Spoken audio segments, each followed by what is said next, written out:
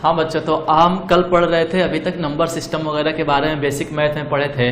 आज हम basic math में थोड़ा सा आगे की बात करेंगे, जो कि अभी क्लास 10th की ही चीज़ों पे चल रहे हैं, रिवाइज करवा रहे हैं हम आपको, कि आज हम पढ़ेंगे रिमाइंडर फैक्टर थ्योरम और थोड़ा रेशियो वगैरह के बारे में पढ़ लेंगे, जैसे कंपोनेंटो डिवाइडेंडो रेशियो, ये वगैरह रेशियो और प्रोपोर्शन, ये सब यूज होता है, जो ये सब चीज़ों का, क्योंकि ये सब चीज़ें एक बार पढ़ेंगे पूरे 2 साल 3 साल के करियर में हम यूज करते चले जाएंगे कि इस मेथड से अप्लाई होता है और ये चीज़ आएंगी। उसके बाद से सेकेंड, जब ये आपका रेशियो वगैरह खत्म हो जाएंगे तो फिर हम आगे थोड़ा बात करेंगे उस पर, लॉग के क्लास 11th के टॉपिक पे चले आएंगे, जो कि लॉग के बारे में बात करेंगे। लॉग का भी अभी जो है कि बहुत सारे मतलब सिलेबस में, IIT के सिलेबस में ऐसा लॉग चैप्टर तो नहीं है, पर एक चीज है कि लॉग का यूज बहुत जगह है। मेनली कहीं भी फंक्शन में आपका लॉग का ये सवाल आएंगे, आपका कहीं फिजिक्स में आएगा, केमिस्ट्री में आएगा, तो बहुत सारा लॉग का यूज है। इसलिए हम लॉग की चीजें भी आपको पढ़ाएंगे, बेसिक चीजें जो उसकी जरूरत है। बहुत ज्यादा वो नहीं जो IIT के में आती थी पहले, वो सब नहीं, लेकिन जो बेसिक है, जो पूरे ओवरऑल 2 साल के दौरान चलेंगी, वो भी पढ़ाऊंगा मैं। उसके बाद लॉग के बाद उस लॉग की इनइक्वालिटी, फिर अलजेब्रिक इनइक्वालिटी, और उसके बाद तब आपका 11th का जो बेसिक है वो खत्म हो जाएगा उसके बाद। तो अभी हम आज पढ़ने वाले हैं बेसिक मैथ में ही remainder factor theorem. Remainder factor theorem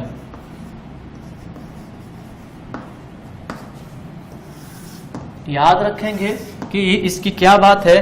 2 theorem को मिला के बना है। पहला अगर इसका है मैं कहूं तो पहला है रिमाइंडर थ्योरम।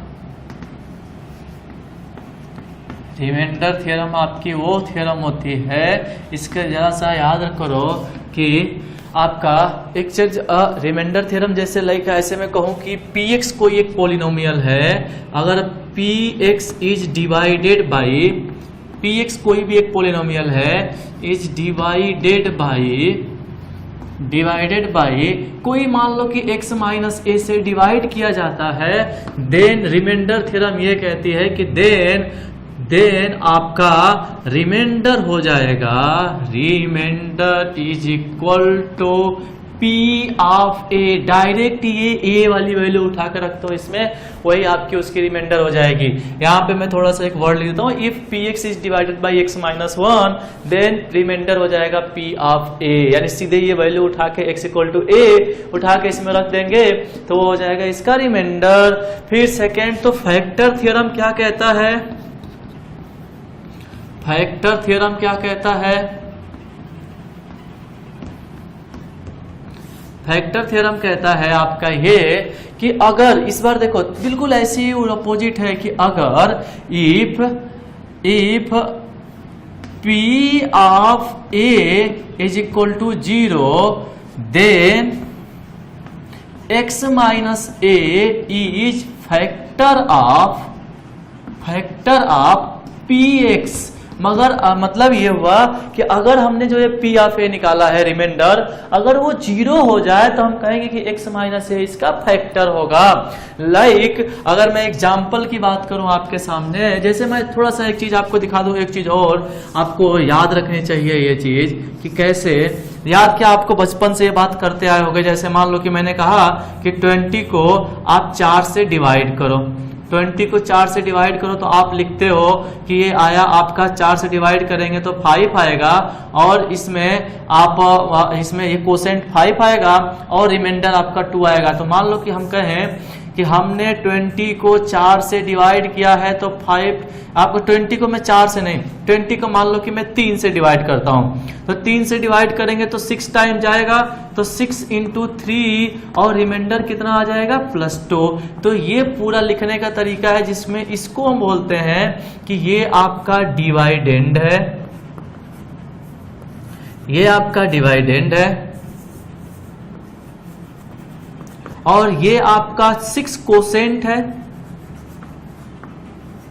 अगर 6 कोसेंट है तो 3 अगर इसका डिवीजर है तो 2 इसका रिमाइंडर है। ये पूरा आपका सिस्टम बन गया, क्योंकि हम इसलिए लिख रहे हैं क्योंकि आगे भी ये बात हम जब लिखेंगे तो ये चीज तरह से लिखेंगे, मतलब कि किसी भी चीज को आप डिवाइड कर रहे हो तो divisor into something quotient plus reminder ऐसा हो रहा है।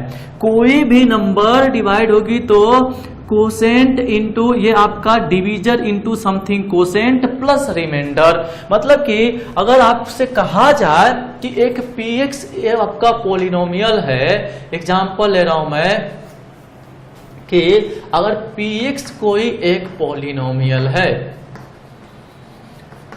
मान लो बच्चों px कोई एक पोलिनोमियल है अगर, और आपको इसको डिवाइड किया जा रहा है, डिवाइडेड बाय डिवाइड किया जा रहा है x माइनस ए से, तो नाउ पहले तो इसको लिखने का तरीका सीखेंगे कि now we can write as, हम लिख सकते हैं px को लिख सकते हैं समथिंग कोसेंट इंटू डिवाइडेंड यहाँ पे है x माइनस ए और समथिंग रिमाइंडर rx। मैं इस rx को कैपिटल rx से डिनोट कर रहा हूं। जैसे ये आपका हो जाएगा डिवाइडेंड, जिसको कि आपको डिवाइड किया जा रहा है, ये हो गया कोसेंट और ये हो गया आपका डिवीजर, ये हो गया आपका रिमाइंडर। तो बच्चों ये बात हम याद रखेंगे कि पहले हमको लिखना आना चाहिए। ये रिमाइंडर, ये फैक्टर रिमाइंडर थ्योरम में सबसे पहला जरूरी जो चीज है वो लिखना आना चाहिए। सेकेंड, ये आपका और एग्जाम्पल की मैं बात करूं, जैसे मैंने जो थ्योरम कहा है इसको मैं ना एकदम बिल्कुल आपको मैं इसको घेर देता हूं कि ये चीज तो जरूरी है आना, कि ये हमको आना ही चाहिए लिखना, तभी हम आगे की बात कर पा रहे हैं। आराम से चल रहे हैं हम। आपका फिर इसके बाद रिमाइंडर थ्योरम पे एक दो सवाल करा देते हैं। जैसे कि आपका रिमाइंडर थ्योरम पे सवाल में लिख रहा हूं, देखो कि मान लो क्वेश्चन लिख रहा है कि फाइंड, बच्चों लिखा सवाल find reminder if x minus 3 divided by x minus 3 divides, या मैं सीधा लिख रहा हूं कि if x square minus 5x plus 7 divided by x minus 3। तो अगर इसको मैं डिवाइड करूं x माइनस 3 से तो कितना कोसेंट आएगा? तो सबसे पहला मेरा धर्म बनता है, ये हमारा प्रथम धर्म है कि px बराबर मैं लिखना सीखूं कि px की वैल्यू है 5x square plus minus 5x plus 7। ये हमें px दे रखा है, इसको किससे डिवाइड कर रहा है? x माइनस 3 से। ये डिवाइड हो रहा है x माइनस 3 से। तो रिमाइंडर थ्योरम ये कहती है कि डिवाइड होने के बाद आपका रिमाइंडर वो होता है जो सीधे सीधे p ऑफ a हो जाता है। मतलब कि कहने का मतलब है कि अपने दिमाग में ऐसे लेके चलो कि डिवाइड कर रहा है, रिमाइंडर निकालना है, मतलब इसको कहीं एक जगह उठा के x माइनस 3 इक्वल टू 0 रख लो, मतलब x बराबर 3, मतलब आपको x के जगह पे 3 उठा कर रख देना है। मतलब रिमाइंडर क्या हो जाएगा बच्चों? तब अपने दिमाग में हमने रख लिया कि जो r हो जाएगा, rx या r हो जाएगा, वो आपका यहां से p में 3 उठा के रख देना है। जहां जहां x है वहां 3 उठा के रख देना है। उठा के रखा तो ये 3 का स्क्वायर माइनस 5 इंटू 3 प्लस 7 आ गया 9 माइनस 15 प्लस 7, ये आ गया बच्चों 9 में से 15 जाएगा माइनस 6 और प्लस 7 हो जाएगा आपका प्लस 1। तो रिमाइंडर आ गया प्लस 1। बच्चों देखो एक और सवाल करते हैं अपन लोग, एक और सवाल करते हैं ऐसे ही कि अगर मान लो आपसे ये कहता है कि find reminder when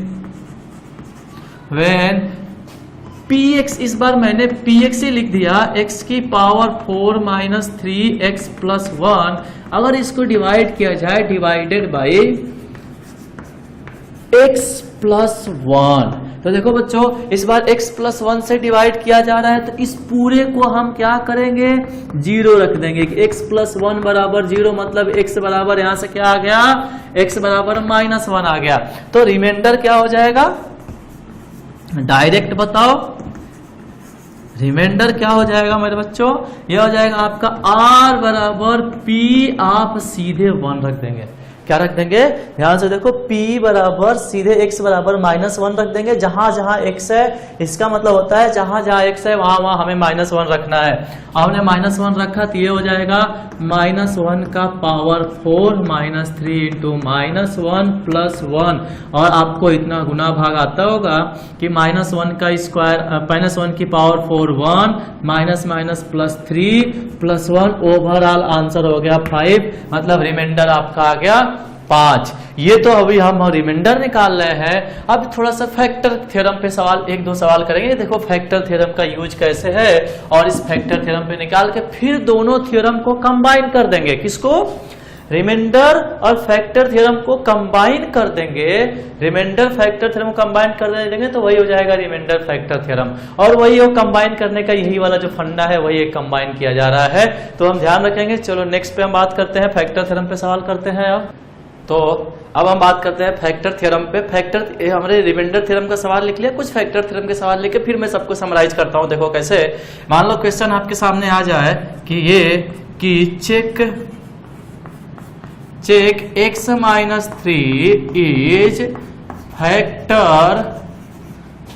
factor of 3x square minus 2x plus 5 or not.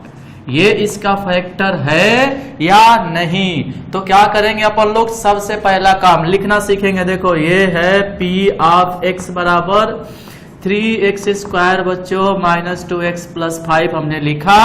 फिर अब हमको पता करना है कि ये फैक्टर है कि नहीं, तो ये पूछा है कि x माइनस 3 के बारे में पूछा है। देखो फंडा बता रहा हूं एकदम तरीका बेसिक, इसको पहले जीरो कर ले।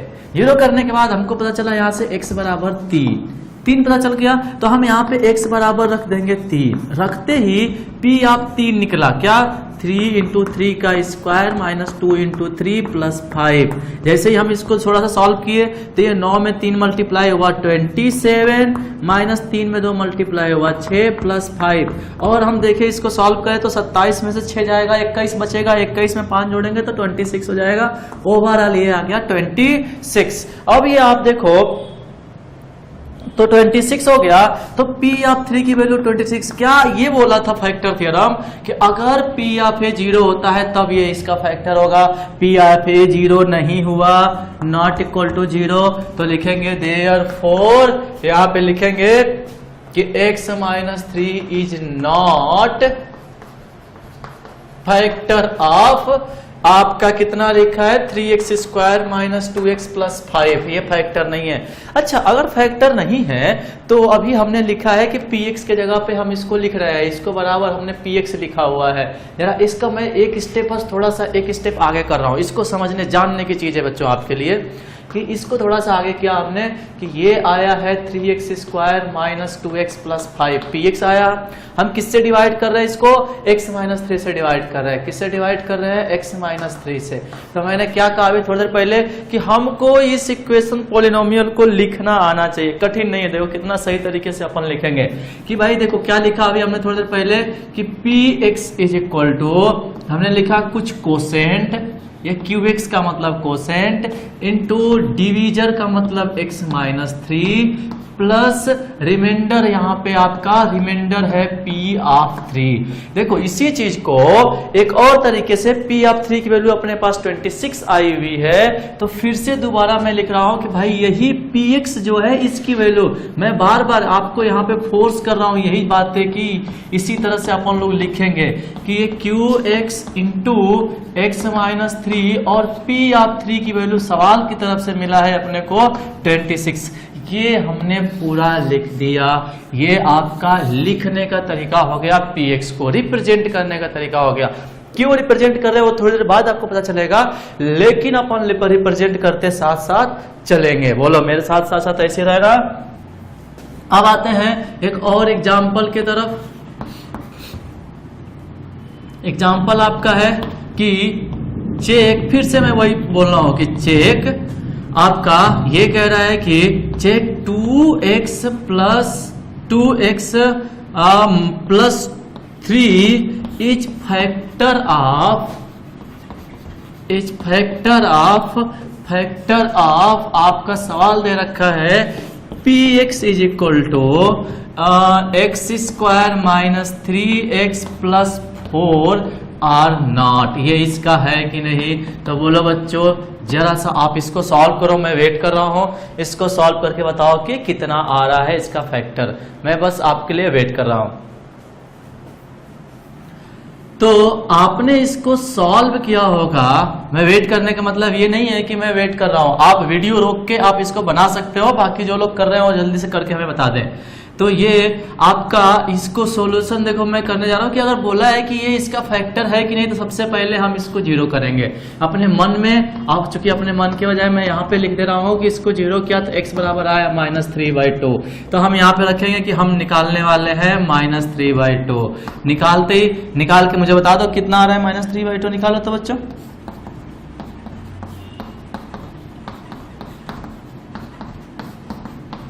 निकाला हमने, यूज किया, ये आ गया 9/4, ये आ गया प्लस 9/2, ये आ गया +4, और ये किसी भी सूरत हाल में जीरो नहीं होगा, मतलब कि ये फैक्टर नहीं है, मतलब ये हुआ कि नॉट अ फैक्टर, ये इसका फैक्टर नहीं है।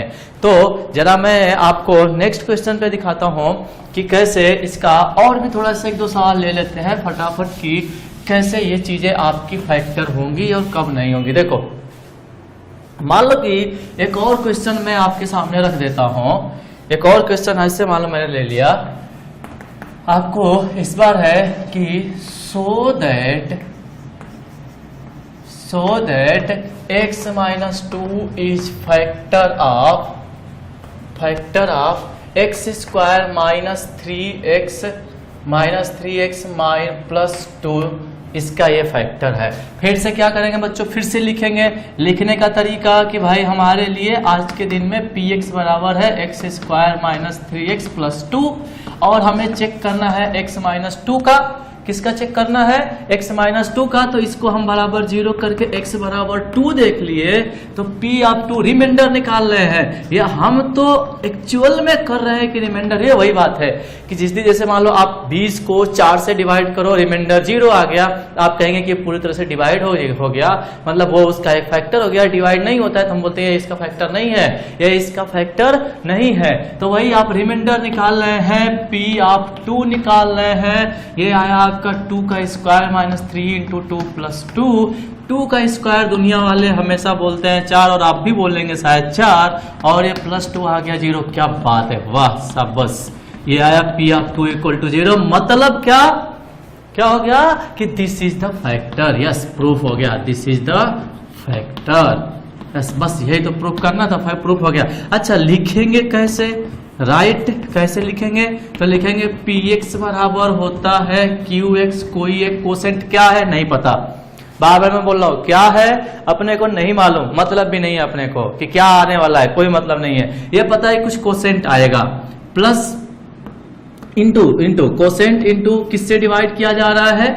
x - 2 से, प्लस, और यहाँ पे रिमाइंडर आपका हो जाएगा rx। मैं लिखता हूँ रिमाइंडर को, तो यहाँ पे हम लिखेंगे कि ये आपका हो गया है x स्क्वायर -3x +2 को डिवाइड किया गया, कुछ कोसेंट आया होगा x - 2 से, प्लस रिमाइंडर इस बार 0 आ गया, तो हमने ऐसे लिख दिया।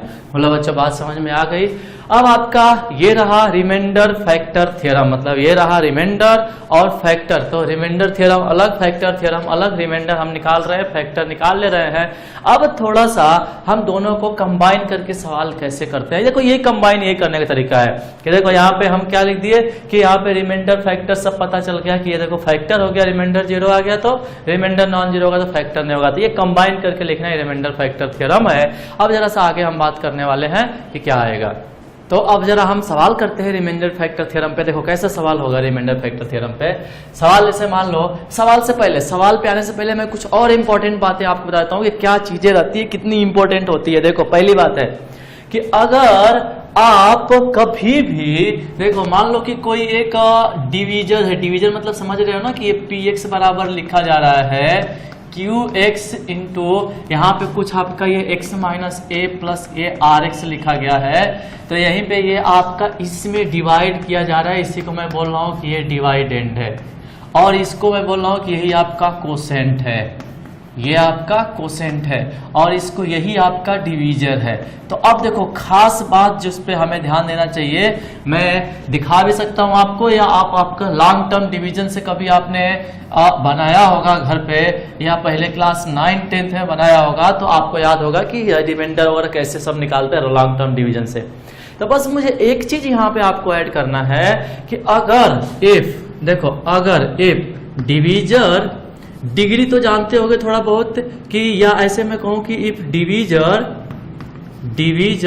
इज लीनियर, अगर डिवीजर लीनियर हुआ, लीनियर का मतलब जिसमें ये x सिर्फ x की पावर 1 हो, मतलब लाइक ऐसे ax प्लस b टाइप, अगर इस टाइप का हुआ तो देन आप ये ध्यान रखना कि देन जो रिमाइंडर होगा, देन जो रिमाइंडर होगा, रिमाइंडर इज इक्वल टू कोई एक कांस्टेंट होगा। कांस्टेंट का मतलब पीछे हम देख भी रहे थे, कांस्टेंट का मतलब कुछ ऐसे टाइप का 2, 3, 4, -1, 5 ऐसे टाइप का कुछ एक कांस्टेंट आएगा। रिमाइंडर अगर किसकी, अगर इसकी डिवीजर की डिग्री लीनियर हुई तो मतलब ये x प्लस a या x माइनस a या ये कुछ ax, या मैं इसको p थोड़ा लिख रहा हूँ, px प्लस q टाइप का हुआ, या थोड़ा और लिख रहा हूँ इसको mx प्लस n टाइप का। पीछे वजह बताता हूँ कि इसके पीछे लिखने की वजह क्या है। अच्छा ये, या अगर मान लो मैं कहूं कि अगर डिवीजर, यही बस आपको ध्यान देना है और यही बस बेसिक फंडा आपका काम बन जाएगा कि अगर if divisor is quadratic, if divisor is quadratic, class 10th में क्वाड्रेटिक पढ़ा है इसलिए हमको लिखने में कोई झिझक नहीं है। क्वाड्रेटिक मतलब कुछ ऐसे ax plus bx plus c type, अगर इस टाइप का डिवीजर हुआ देन जो रिमाइंडर होगा, देन जो बच्चों रिमाइंडर हो जाएगा, रिमाइंडर इक्वल टू कुछ ax प्लस b टाइप का होगा, मतलब रिमाइंडर की डिग्री एक कम। ये ध्यान रखना, जितना आपका, जब कभी भी ध्यान रखना ये बात कि जितना डिवीजर की डिग्री होगी उससे एक कम डिग्री रिमाइंडर की होगी, मतलब मैक्सिमम डिग्री। ये मैं नहीं कह रहा हूं कि यही होगी, हो सकता है कांस्टेंट भी आ जाए, ये तो मैक्सिमम मतलब एट मोस्ट डिग्री रिमाइंडर की एक कम होगी, मतलब कि आपके पूरा चांस है कि ax प्लस b टाइप का, मतलब कि अगर मैं किसी x square minus 5x plus 6 type से डिवाइड करता हूं तो रिमाइंडर कुछ x माइनस 2 या 3x माइनस 5 या x माइनस x प्लस 2 ऐसे टाइप का कुछ रिमाइंडर आ जाए।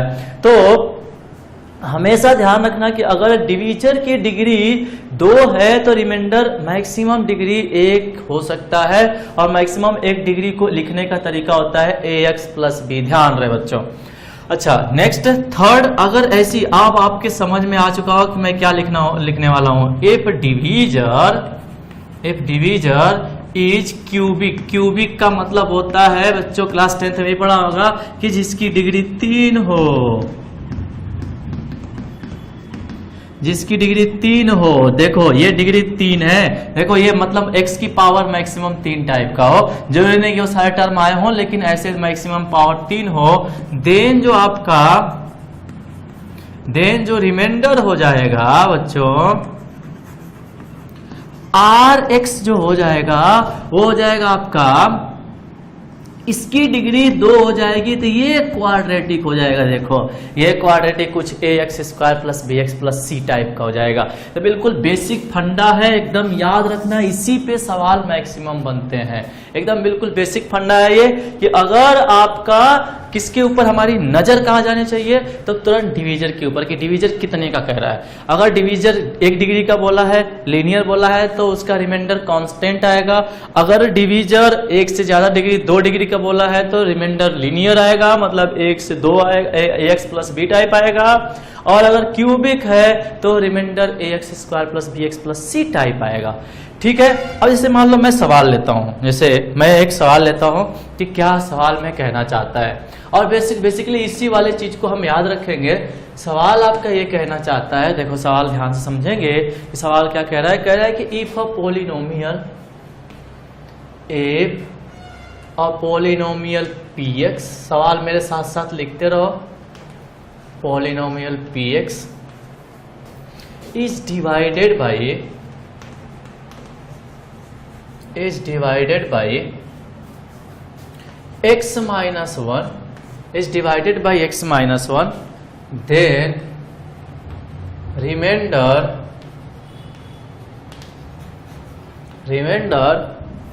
is 5, and if divided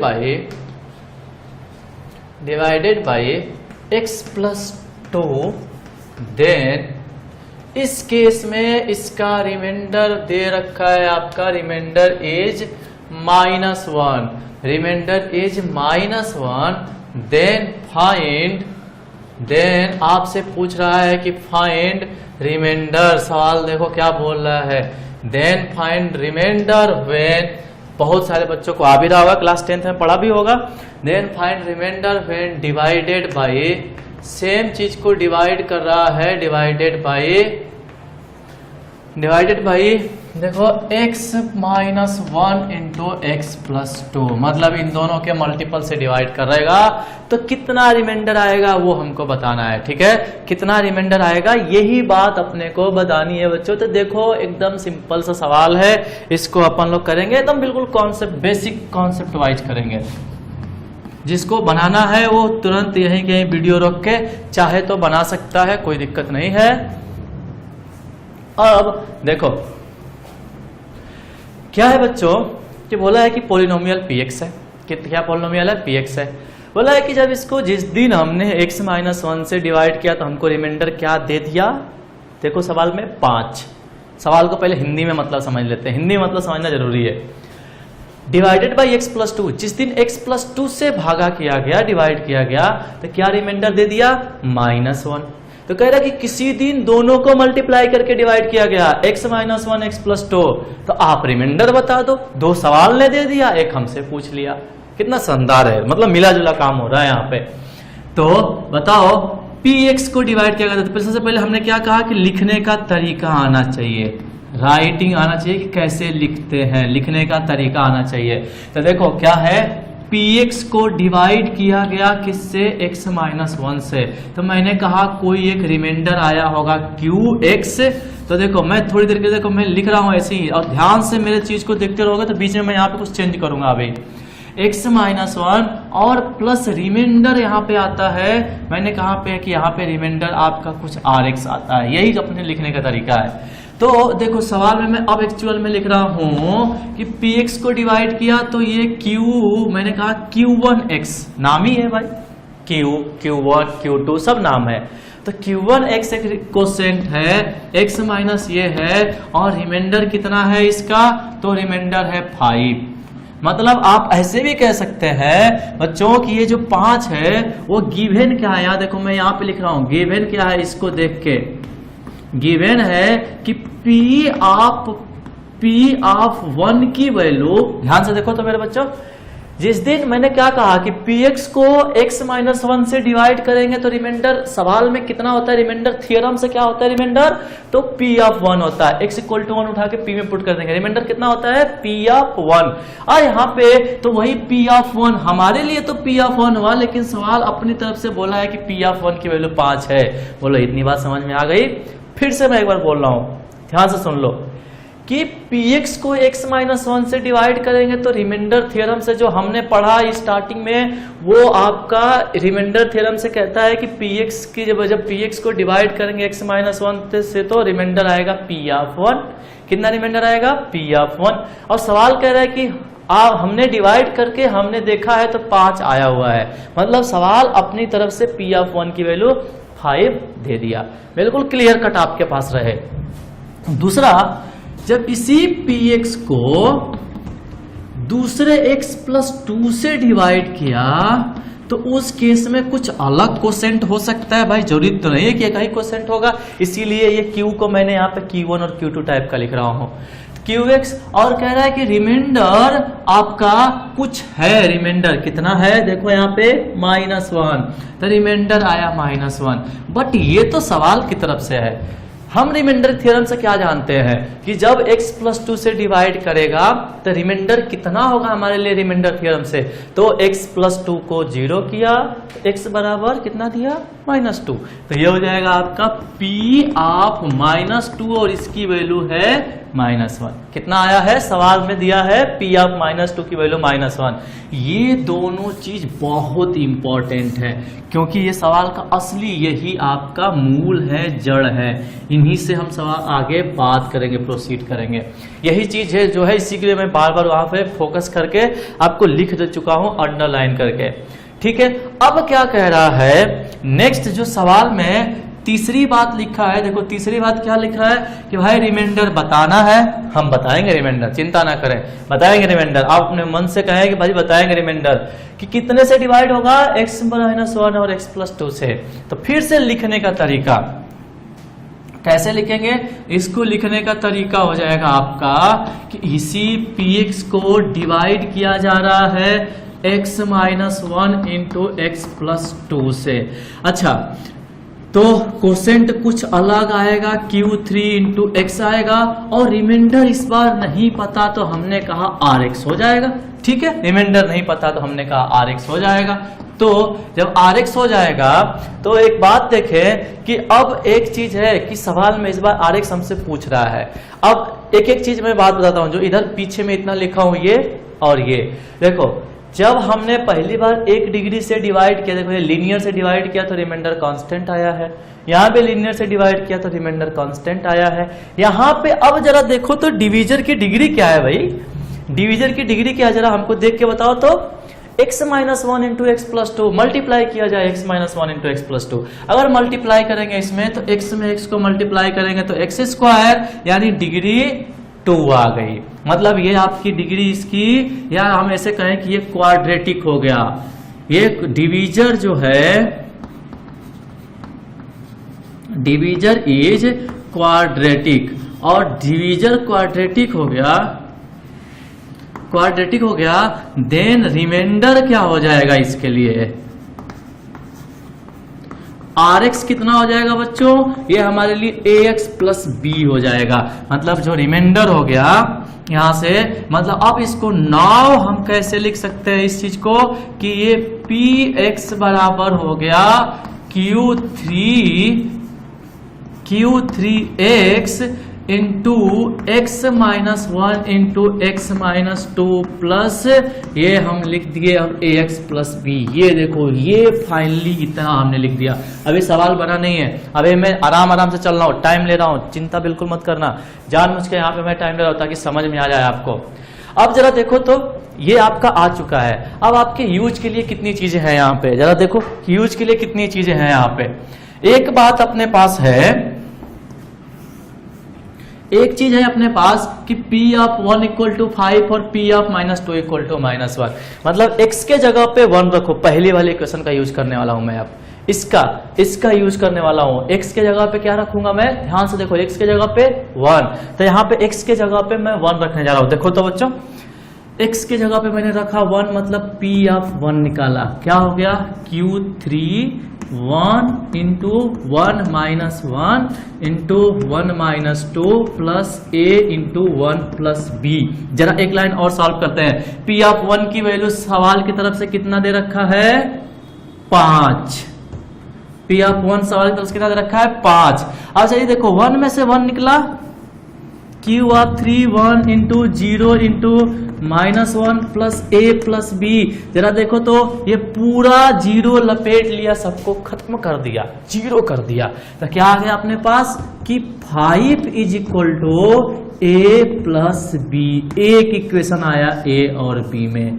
ठीक है, अभी ये चीज खत्म नहीं होती है, नेक्स्ट पे जरा हम बात करते हैं कि अभी तो ये आपने सिर्फ एक इक्वेशन का यूज किया है, किसका, P(5) इसका यूज किया है।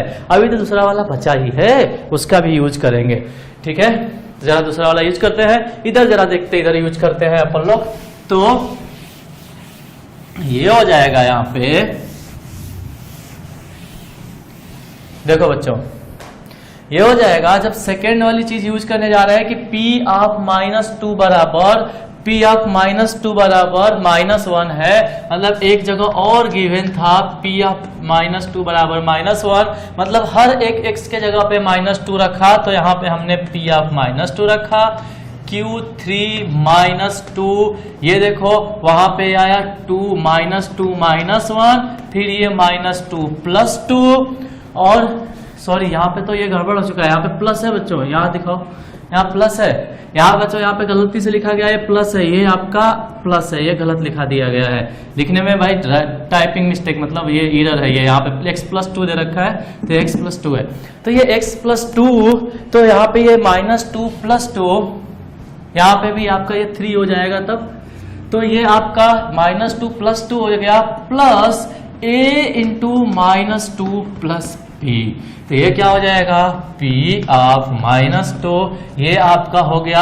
आप देखो तो पूरा मैं इसको एक साथ लिख सकता हूँ क्या, 0, यहाँ से यहाँ तक पूरा 0 हो गया, क्योंकि ये 0 हुआ तो सबको 0 में लपेट लिया, आंसर आया -2 प्लस -2a प्लस b, और लकीली इसके जगह पे भी मैं रख दे रहा हूँ यहीं पे -1, तो देखो क्या आया यहाँ से बच्चों, -2a plus b equal to -1, एक ये इक्वेशन है, एक पहले से आई हुई है a plus b equal to 5, देखो ये वाली इक्वेशन का नाम मैं सेकेंड रख देता हूँ, और जरा इधर दिखा दीजिए, इधर मैंने इसका नाम लिखता हूँ फर्स्ट, इस इक्वेशन का नाम है, इस इक्वेशन का नाम मैंने फर्स्ट लिखा और ये वाली इक्वेशन सेकेंड लिखा, तो ये पहले और दूसरे को, मतलब मैं यहाँ से सॉल्व करने वाला हूँ फ्रॉम फर्स्ट एंड सेकेंड, क्या कर दिया यहाँ से घटा दिया, घटाते ये कटा, ये -3a हो गया, ये आपका -6 हो गया, a की वैल्यू आपकी 2 आ गई, a इक्वल टू 2 आ गई, तो b इक्वल टू सबको दिख रहा होगा कि 3 होना चाहिए, किसी में से रख के निकालने यहाँ रख दिया, तो ये 2 2 जा 4, 4 उधर जाके चला बन गया +3 बन गया, तो a equal to 2, b equal to 3, तो बताओ rx कितना हो गया, क्या rx ax प्लस b था क्या रिमाइंडर, मतलब 2a प्लस 3, देखो तो रिमाइंडर 2x प्लस 3, ये कहां से 2x प्लस 3, 2a की जगह पे और x की जगह पे x प्लस 3, तो जो आज के दिन में यही सवाल में पूछ रहा था कि रिमाइंडर कितना होगा, तो यही आपका आंसर हो जाएगा reminder 2x plus 3। I hope आपको समझ में आ गया होगा कि ये आपका रिमाइंडर, तरीका देख लो, बिल्कुल स्टेप बाय स्टेप लिखा गया है, स्टेप बाय स्टेप बिल्कुल ऐसे लिखेंगे। मैंने पहले सवाल में थोड़ा सा टाइम लिया है, अब सवाल में इतना टाइम नहीं लगेगा, आपको ध्यान से एक एक बातें देखना है कि लिखने का बस तरीका पता होना चाहिए, और जो सवाल में गिवन है वो ये वाला टर्म लिखने का तरीका होना चाहिए, बस इतना आपको आ रहा है, सवाल आ जाएगा, कोई बड़ी चीज नहीं है। ठीक है, चलो नेक्स्ट क्वेश्चन पे अपन बात करते हैं अब।